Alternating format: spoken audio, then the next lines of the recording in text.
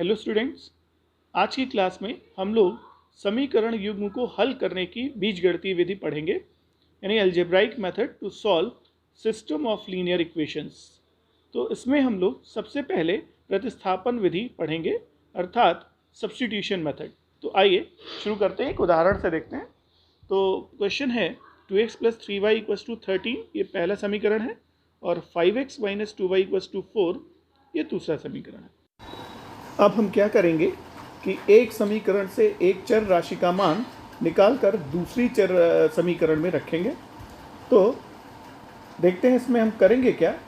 समीकरण एक में किसी एक चर राशि को सेलेक्ट कर लेते हैं जिसे हमें प्रतिस्थापित करना है। तो मान लीजिए हमने यहाँ पर 2x वाले पद को सिलेक्ट किया, तो 2x को बाईं तरफ छोड़ते हुए 3y को अगर हम दाहिनी तरफ शिफ्ट कर दें तो हम लिखेंगे समीकरण एक से 2x = 3y को राइट ले जाते हैं, 13 - 3y। अच्छा, अब 3y को जब हम बाईं तरफ ले जा रहे हैं तो उसका चिन्ह बदल जा रहा है, प्लस था तो माइनस हो गया। तो अब यहाँ से 2 को हटाना है, तो लिखेंगे क्या, x = 13 - 3y/2। इसको समीकरण नंबर 3 कह देते हैं। x बराबर 13 - y/2 हमें मिला है, यानी x का मान y के पदों में हमें मिल रहा है। लेकिन ये ज़रूरी नहीं है कि हम x का ही मान y के पदों में लेकर के रखें। ऐसा भी कर सकते हैं हम कि y का मान x के पदों में रखें। तो उस केस में हम क्या करेंगे कि y वाले पद को बाईं तरफ रहने देंगे और दाहिनी तरफ x के पद को ले जाएंगे, जैसे 2x को ले जाएंगे। तो अब हम x का ये मान समीकरण नंबर 2 में रखने जा रहे हैं। तो आइए देखते हैं कि x के स्थान पर समीकरण 2 में हम 13 - 3y/2 रखते हैं। तो x का मान समीकरण 2 में रखने पर, तो समीकरण 1 से मिला था x का मान, जिसे हम समीकरण नंबर 2 में रखने जा रहे हैं। अगर y का मान हमने निकाला होता तो 2 से तो समीकरण नंबर 1 में रख देते। तो समीकरण नंबर 3 से अब x का ये मान हम समीकरण नंबर 2 में रखने जा रहे हैं। 5x के साथ में x है, वहाँ पर x का मान रख देते हैं। तो देखिए 5 × 13 - 3y/2 + -2y = 4। अच्छा, अब इसको सिंप्लीफाई कर लेते हैं। तो सिंप्लीफाई करने में क्या करना होगा, एलसीएम लेना पड़ेगा। तो एलसीएम ले लेते हैं। तो 2 एलसीएम हो जाएगा, = 4 लिख देते हैं राइट साइड में, और अब मल्टीप्लाई करते हैं। 5 × 13 65 हो जाएगा, -15y, -2 से मल्टीप्लाई करेंगे 4y हो जाएगा ये। अच्छा, अब इसको सिंप्लीफाई करते हैं। तो 65 -15y -4y दोनों का साइन सेम है, तो माइनस दोनों है इसलिए ऐड हो जाएंगे। साइन हम माइनस का ही रखते हैं। तो ऐड करके देखते हैं, -15 - 4 ये -19 होगा। तो लिख देते हैं -19y = 2 का 3 गुणा कर देते हैं 4 में, क्रॉस मल्टीप्लाई कर देते हैं। 2 × 4 हो जाएगा 8। तो ये अब इसको सॉल्व कर लेते हैं। -99 को राइट में शिफ्ट कर लेते हैं, 8 को लेफ्ट में ले आते हैं। तो 65 - 8 = 19y। सो सब्ट्रैक्ट करेंगे तो 57 आ जाएगा। 57 = 19y = y = 57/19। तो ये कैंसिल होकर के 3 आ जाएगा।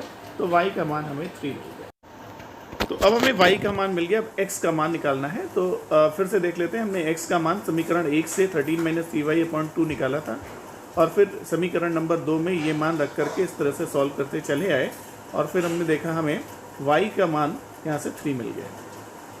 तो अब y का ये मान हम समीकरण नंबर 1 में भी रख सकते हैं, तो भी हमें y का x का मान मिल जाएगा, और 2 में भी रख सकते हैं, लेकिन हम 3 में रख करके सीधे ज्ञात कर लेते हैं। तो अब हम समीकरण नंबर 3 में y का मान रखने पर x बराबर आता है 13 - 3 × 3/2। तो 3 × 3 9 होता है। तो 13 - 9 4 आ जाएगा। तो 4/2 = 2 आ जाएगा।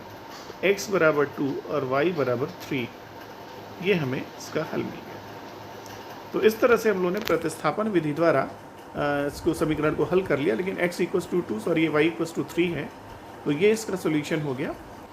तो ये पूरा क्वेश्चन सॉल्व हुआ है जो प्रतिस्थापन विधि द्वारा सॉल्व हुआ है। हमने समीकरण 1 और 2 किसी एक में से किसी एक वेरिएबल को का मान दूसरे वेरिएबल के पदों में निकाल करके और हमें दूसरे समीकरण में रख देना है। तो इस तरह से हमने x का मान यहाँ से निकाला y के पदों में, तो x बराबर 13 माइनस 3y/2 आ गया था। और फिर ये मान हमने समीकरण नंबर 2 में रख करके इसको सॉल्व कर दिया और हमें y की वैल्यू मिल गई। फिर y का मान हमने 3 में रख दिया तो हमें x की वैल्यू मिल गई। तो इस तरह से ये पूरा क्वेश्चन सॉल्व हो जाता है। हम 1 और 2 में किसी में भी रख सकते थे, लेकिन आप 3 में रख देंगे तो डायरेक्ट हमें यहाँ से सोल्यूशन मिल जाएगा। तो ये मेथड था प्रतिस्थापन। आइए प्रश्नावली सॉल्व करते हैं एनसीईआरटी की। तो प्रश्नावली 3.3 है एनसीईआरटी की। इसका फर्स्ट क्वेश्चन दिया हुआ है कि समीकरणों को हल करना है हमें। तो आइए पहले क्वेश्चन का सेकंड पार्ट लेके चलते हैं और समीकरण सामने लिखा हुआ है, आपके सामने बोर्ड पर है। ये यहाँ पर चर राशि बदल दी गई है और यहाँ पर चर राशि में s और t लिया गया है। तो पहला s minus t equals to 3, दूसरा s/3 plus t/2 equals to 6। ये दो समीकरण दे दिए गए हैं और हमें इनको हल करना है। तो ये s और t में चर राशि दी गई है। तो चलते हैं, स्टार्ट करते हैं और समीकरण नंबर 1 से s का मान निकालते हैं। तो s बराबर हो जाएगा 3, t को राइट में ले जाएंगे, माइनस था प्लस हो जाएगा, t प्लस 3 आ गया, समीकरण 3 हो गया। अच्छा, अब समीकरण 3 से s का मान समीकरण नंबर 2 में रख देते हैं, क्योंकि 1 से निकाला है तो 2 में रखेंगे। तो समीकरण 2 में रखने पर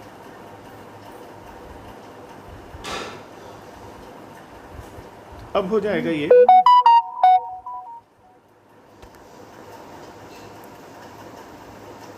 t प्लस 3 रखते हैं इसके स्थान पर। तो t plus 3/3 equals to plus t/2 equals to 6 है। अब सॉल्व करने के लिए हमें एलसीएम लेना पड़ेगा। 3 और 2 का एलसीएम 6 हो गया। 3 और 2 का एलसीएम 6 होता है, इसलिए 2 से मल्टीप्लाई करेंगे, 2t प्लस 6 हो जाएगा, ये प्लस 3t हो गया। यहाँ पर हम इक्वल्स टू 6 आ रहा है, तो 2 का मल्टीप्लिकेशन t प्लस 3 से, 3 का t से कर दिया। तो इस तरह से हमें ये रिजल्ट मिल गया। अब 2t प्लस 3t ऐड कर देते हैं, 5t आ जाएगा, प्लस 6 इक्वल्स टू 6 का 3 गुणा कर देते हैं साथ में, 36 हो जाएगा।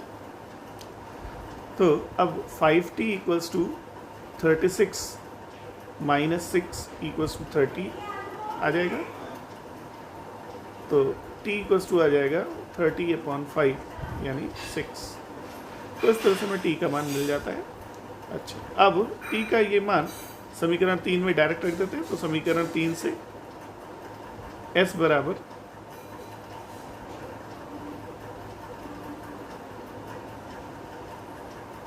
6 प्लस 3 इक्वल्स टू 9। तो s बराबर 9 और t बराबर 6, ये इसका सोल्यूशन हो जाएगा।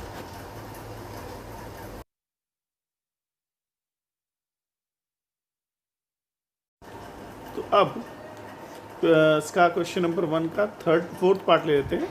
0.2x plus 0.3y equals to 1.3 दे रखा है, 0.4x plus 0.5y equals to 2.3 दे रखा है। तो ये दो समीकरण दिए हुए हैं, अब इनको हल करना। तो ये देखते हैं हम कि चूँकि दशमलव में आ रहा है, तो सबसे पहले कोशिश ये करते हैं कि दशमलव को हटा दिया जाए यहाँ से और सिंप्लीफाई कर लिया जाए, तो बेहतर होगा। दशमलव के साथ भी आप कर सकते थे, लेकिन दशमलव हटाएंगे तो बेहतर होगा, जिससे कि कैलकुलेशंस हमारे रिड्यूस हो जाएं। तो चलिए करेंगे क्या, यहाँ पर देखते हैं हम कि समीकरण में ये दिखाई पड़ रहा है कि एक अंक के बाद दशमलव के बाद एक अंक है। जैसे 0.2 है तो ये दशमलव के बाद एक अंक है, 0.3 में भी दशमलव के बाद एक अंक है, 1.3 में भी दशमलव के बाद एक अंक है। तो क्या करें, पूरे समीकरण को अगर 10 से मल्टीप्लाई कर देते हैं, एक 0 बढ़ जाए तो उसका मतलब डेसिमल हट जाएगा, तो आ जाएगा 2x प्लस यहाँ पर 3y मिलेगा इक्वल्स टू 1.313 हो जाएगा। कि अगर डेसिमल आता है तो डेसिमल को हटा लें और तभी समीकरण को हल करना शुरू करें।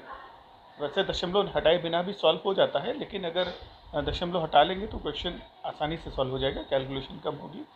तो यहाँ पर देख रहे थे कि 0.2 था, 0.3 था, 1.3 था, एक ही डिजिट के बाद डेसिमल था, तो हम लोगों ने सबको 10 से मल्टीप्लाई करके समीकरण 1 लिख लिया। इसी तरह से दूसरे समीकरण को भी मल्टीप्लाई कर लेते हैं 10 से, 4x plus 5y equals to 23 आ जाएगा, ये सेकंड हो गया। तो इस तरह से हमने सिंपल फॉर्म में लिख लिया। फिर समीकरण एक से किसी एक वेरिएबल का मान अलग कर लेते हैं, तो हम 2x इक्वल्स टू लिख लेते हैं 13 माइनस 3y। लेकिन ज़रूरी नहीं कि हम लोग हमेशा x को ही अलग करें, इस बार हम ऐसा करते हैं कि y को सेपरेट करते हैं। तो 3y equals to 13 minus 2x, तो y इक्वल्स टू आ जाएगा 13 माइनस 2x अपॉन 3। ये समीकरण 3 हो गया। अच्छा, अब y का मान समीकरण 2 में प्रतिस्थापित कर देते हैं। तो y का मान समीकरण 2 में प्रतिस्थापित करने पर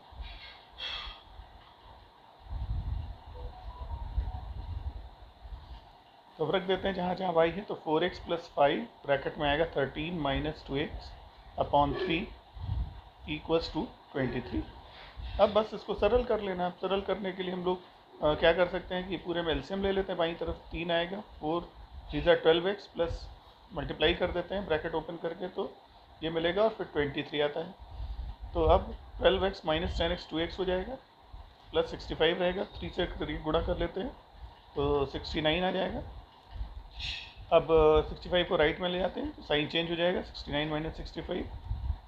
तो अब 65 को जब राइट साइड में शिफ्ट किया तो साइन इसका चेंज हो गया। सरल करते हैं, 4 बचेगा ये, और अब x इक्वल्स टू आ जाता है 4/2 यानी 2। तो x का मान मिल गया हमें।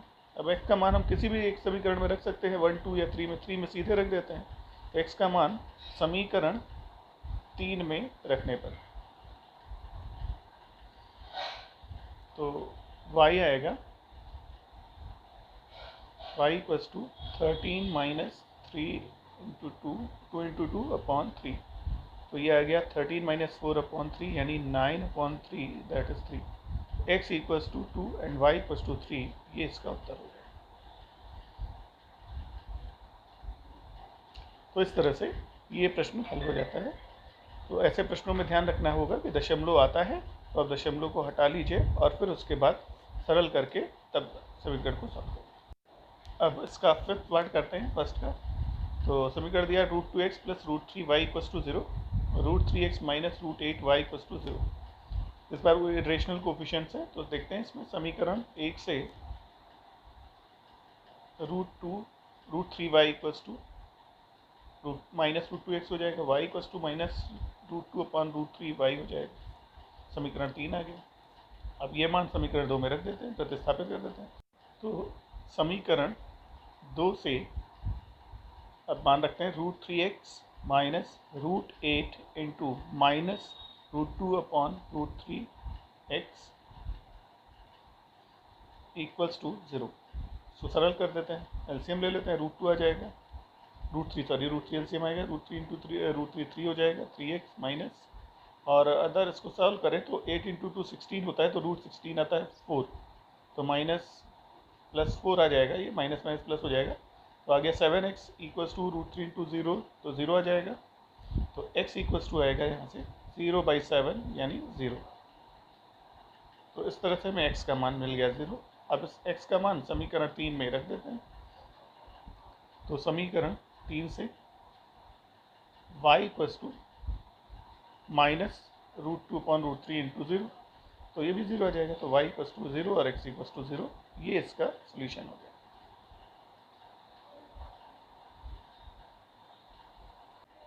और अब क्वेश्चन नंबर 2 पर चलते हैं, और प्रश्नावली 3.3 का question number 2। 2x plus 3y equals to 11, 2x minus 4y equals to minus 24। अब पहले समीकरण को हल करते हैं। तो प्रतिस्थापन के लिए हम लोग क्या करेंगे, किसी एक चर राशि को बाईं तरफ रखते हैं। तो समीकरण 1 से 3y equals to 11 minus 2x, तो y equals to 11 minus 2x upon 3। आप x को भी इस तरह से सेपरेट कर सकते हैं, तो आप y को भी दाईं तरफ शिफ्ट करके x का मान भी ले सकते हैं। ऐसा ज़रूरी नहीं कि आप y ही लेंगे, ठीक है। तो x को भी हमने शिफ्ट किया तो राइट तरफ साइन चेंज हो गया था, तो y का मान ये मिल गया। अब यह मान समीकरण नंबर 2 में रख देते हैं। तो 2x minus 4 into 11 minus 2x upon 3 equals to minus 24।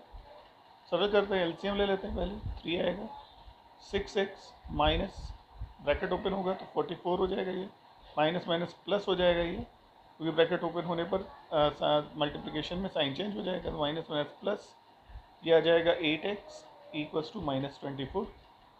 अच्छा, अब x के टर्म्स सिमिलर हैं, दोनों के साइन सेम है, ऐड कर लेते हैं, 6 + 8 हो जाएगा 14, तो ये आ जाएगा 14x -44 इक्वल्स टू, फिर ये गुणा कर देते हैं 3 का, तो दाहिनी तरफ इसको मल्टीप्लाई कर देते हैं, क्रॉस मल्टीप्लाई, -72 आ जाएगा। तो अब -44 को दाहिनी तरफ शिफ्ट करते हैं, तो 14x इक्वल्स टू 44 -72, 44 का साइन चेंज हो जाएगा, इक्वल्स टू आ जाएगा माइनस, अब घटा देते हैं, तो 12 में से 4 गए 8 हो गया, और फिर 6 में से 4 गए 2, -28 आ गया। तो अब x का मान यहाँ से निकल जाएगा, -28/14, तो ये 2 बार जाएगा, -2 आ जाएगा, तो x का मान हमें यहाँ से -2। 44 -72 माइनस किया, हम दोनों जानते हैं अगर साइन अलग अलग हो तो घटाते हैं और बड़े वाले का ही साइन रखते हैं, तो यहाँ पर -72 न्यूमेरिकल वैल्यू 72 की बड़ी है, इसलिए 72 का ही साइन लेंगे, तो माइनस यहाँ पर साइन आएगा और -28 ये लिखेंगे, तो x का मान इस तरह से -2 आएगा। अब x का मान समीकरण नंबर 3 में रख देते हैं, तो समीकरण 3 से y इक्वल्स टू 11 - 2 × -2/3 आ जाएगा, तो अब ये हो जाएगा 11 + 4/3 यानी 15/3, दैट इज़ 5, तो x का मान यहाँ से हमें 5 मिला, और सॉरी y का मान 5 और x का मान -2 आ जाता है। तो ये प्रश्न इस तरह से हल हो जाएगा। अब इसका आगे का पार्ट करते हैं। इसमें एक समीकरण दिया है y इक्वल्स टू mx + 2 3, और हमें ये बताना है m का मान यहाँ पर ज्ञात करना है। तो x और y तो हमें मिल चुके हैं, इन दोनों का मान यहाँ पर रख देते हैं और सॉल्व कर देते हैं।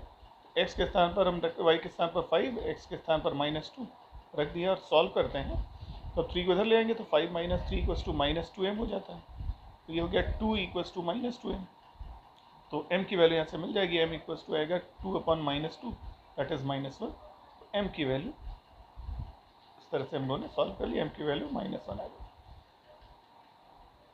तो पूरा प्रश्न हम लोग ने हल कर लिया, जिसमें पहले समीकरण को हल करना था, फिर उसकी सहायता से एक y इक्वल्स टू mx + 3 समीकरण दिया था, उसमें से m का मान हमें ज्ञात करना था। तो x और y हमें मिल गया था, तो हम x और y का मान अगर रख देंगे समीकरण में, तो हमें m का मान यहाँ से इस तरह से मिल जाएगा। तो ये बात आपको अब समझ आ गई होगी कि इस प्रश्न को कैसे। और अब आगे बढ़ते हैं और देखते हैं अगला प्रश्न क्या है, क्योंकि ये वर्ड प्रॉब्लम स्टार्ट हो रही है यहाँ से, तो अब इस वर्ड प्रॉब्लम में हम लोग देखेंगे कि क्या क्या कैसे हमें समीकरण बनाना पड़ेगा और फिर सॉल्व करना पड़ेगा। तो तीसरे का फर्स्ट पार्ट अब हम लोग यहाँ पर लेने जा रहे हैं। तो तीसरे समीकरण में पहला जो क्वेश्चन दिया है उसको पहले पढ़ करके और समीकरण बनाएंगे। तो हमें यहाँ पर ये मानना पड़ेगा पहले कि माना दो संख्याएं x तथा y हैं। क्योंकि दो संख्याएं दी गई तो दो अलग अलग मानना पड़ेगा, और ये भी मानना पड़ेगा कौन सी बड़ी है।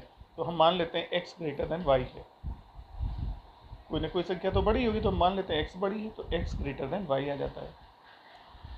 अब x - y इक्वल्स टू 26, ये पहला समीकरण मिला, क्योंकि क्वेश्चन में दिया हुआ है कि संख्याओं का अंतर जो है वो 26 है, तो बड़े में से छोटे को घटाते हैं हम। तो x तथा y, तो x ग्रेटर है, इसलिए हम लोग यहाँ से x में से y को माइनस करके और फिर लिखेंगे, तो x - y इक्वल्स टू 26 फिर दिया है।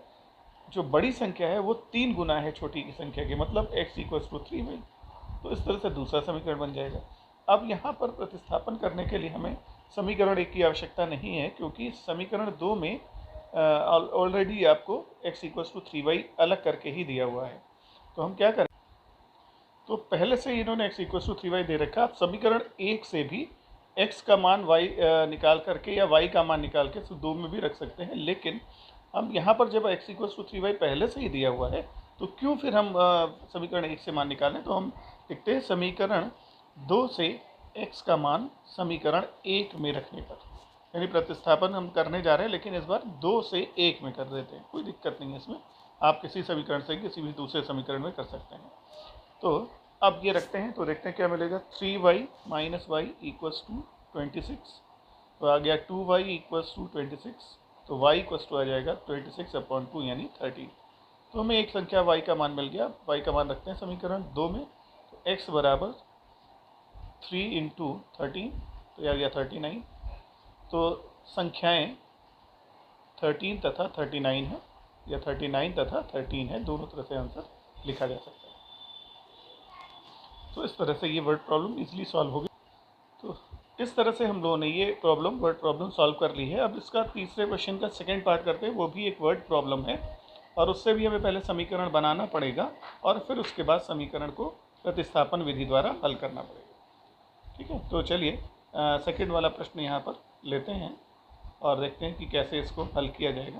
तो यहाँ पर कोणों के बारे में दिया है, तो संपूरक कोण के बारे में पहले जानकारी होनी चाहिए।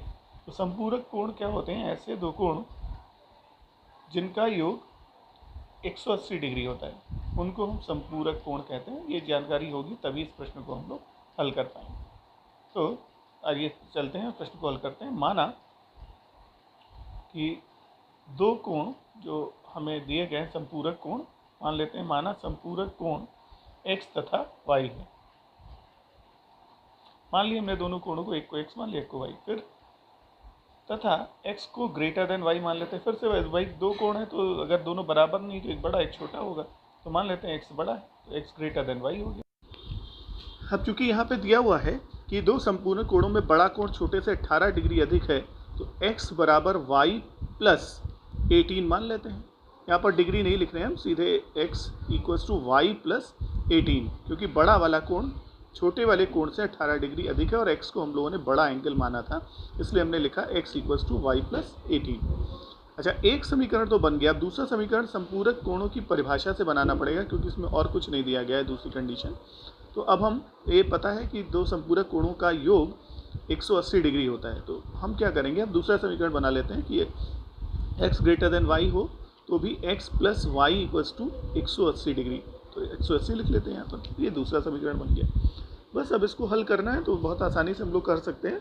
समीकरण प्रतिस्थापन करना, देखिए समीकरण 1 में x equals to y plus 18 करके दिया ही है, तो आपको कुछ करना नहीं है, सीधे x का मान समीकरण 1 से समीकरण 2 में रख देना है। तो समीकरण 2 से समीकरण 1 से x का मान समीकरण 2 में रखने पर तो रख देते हैं, देखते हैं क्या मिलेगा। तो x के स्थान पर y plus 18 plus y equals to 180, तो 2y हो जाएगा ये, और प्लस इक्वल्स टू 180 माइनस 18 कर देते हैं, तो ये आ जाएगा 162। तो y इक्वल्स टू आया 162/2 यानी 81 डिग्री। तो y का मान हमें यहाँ से मिल गया 81। अब y का मान समीकरण नंबर 1 में सीधे रख देते हैं। तो समीकरण 1 से x equals to 81 plus 18 that is 99। तो दो कोणों का मान हमें क्या मिला था? संपूरक कोण 81 डिग्री तथा 99 डिग्री होंगे। तो इस तरह से ये प्रश्न हल हो गया। संपूरक कोण x डिग्री y डिग्री मान लेंगे तो अच्छा रहेगा, फिर जो लेकिन संपूरक कोणों के बारे में जानकारी रहेगी तभी हम इस प्रश्न को हल कर पाएंगे।